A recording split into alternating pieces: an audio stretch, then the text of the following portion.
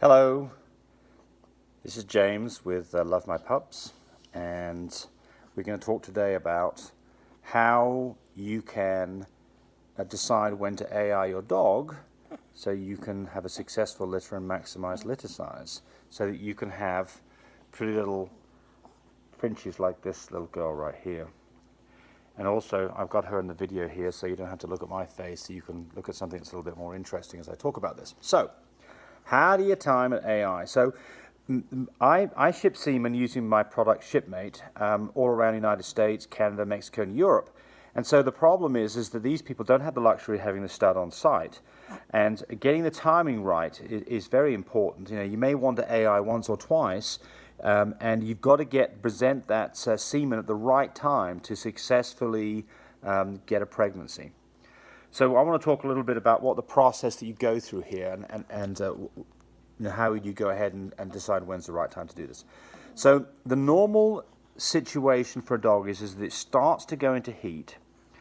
The day that happens is the day that you see the first signs of blood spots on the ground or on her bedding. You count that as day one. The progesterone level at that point, and you can do the progesterone level from a blood test, the progesterone level at that point is something less than 1. Progesterone levels slowly rise, and then typically most dogs will ovulate sometime around day 9, 10, 11, something in that time frame, and the progesterone level at that point will be 5. Then the day after that, the progesterone level will be an 8, and then you should AI the second day after ovulation, which would then be a progesterone level of about 15. So for me, what I like to do is I like to ship semen if I'm doing a single insemination on a progesterone level of 8. It then gets there the following day, and that day the progesterone level should be close to 15. But the problem is not all, and that would leave a dog that's bred sometime between day 11 and 13. That's the normal dog. Trouble is that not all dogs are normal. Some dogs, their progesterone level rise quicker and then be AI'd on day 9. Sometimes you'll have a dog that their progesterone levels rise slower. They might be bred on day 14 or 18 or even 20. And then sometimes you can have dogs that have what are called split heats, where they start the whole process and then the whole kind of mechanism of this rising progesterone stalls out. And then they may go backwards on the progesterone levels or stall out of that number. Sometimes this might take another week to 2 weeks. They may go out of heat completely and come back in 2 weeks or a month later. I see that typically in younger dogs where this is their first or second heat. The secret to this, though, is to do a progesterone test. This is the safest way to get it right. Now, the other thing that you'll see is if you look at the discharge color, not the volume of blood that's being produced or dropping on the ground, but the color of it, that typically you'll see the color get much lighter as they approach ovulation at around day 10, 11, and it will go almost a straw or vanilla color after that. And that's a sign of a dog that's probably ready to be bred. And of course, there's one more thing that you can do. If you've got a male dog around, you'll see the male dog start to pester the female probably before she ovulates.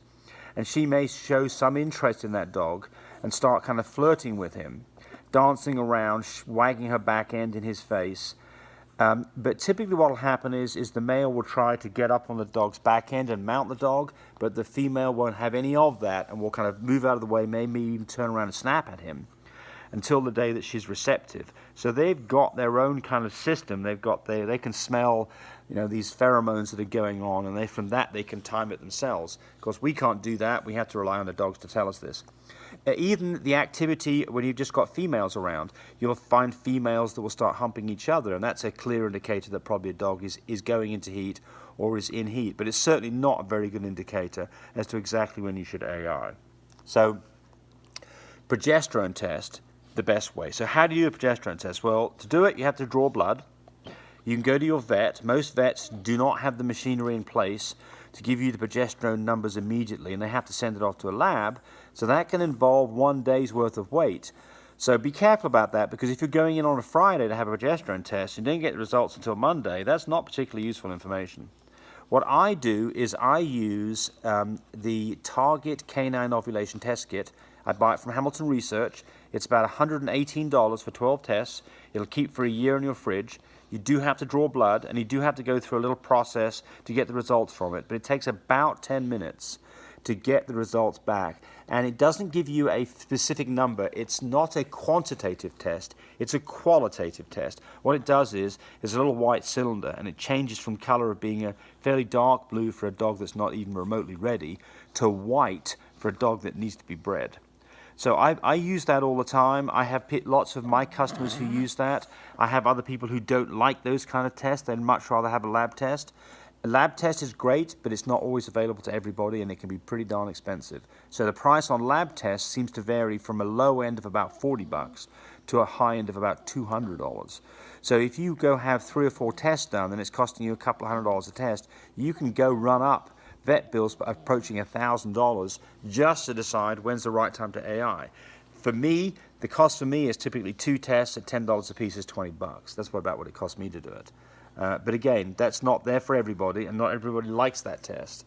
But certainly, the more information you have on when is the right time to AI will result in more puppies like this little lilac and tan girl who's absolutely gorgeous. So, there's more written information on this whole process, including the test and how to actually perform the test. You do have to draw blood to do that test. It shows you how to do that too on my website. My website is www.lovemypups.com, LOVEMYPUPS.com. And I've also got another website called mybreedersupply.com that has a lot of information on various different bits and pieces and ideas and things that you should have to be able to go and have successful litters of puppies so that you can have beautiful Frenchies like this girl right here.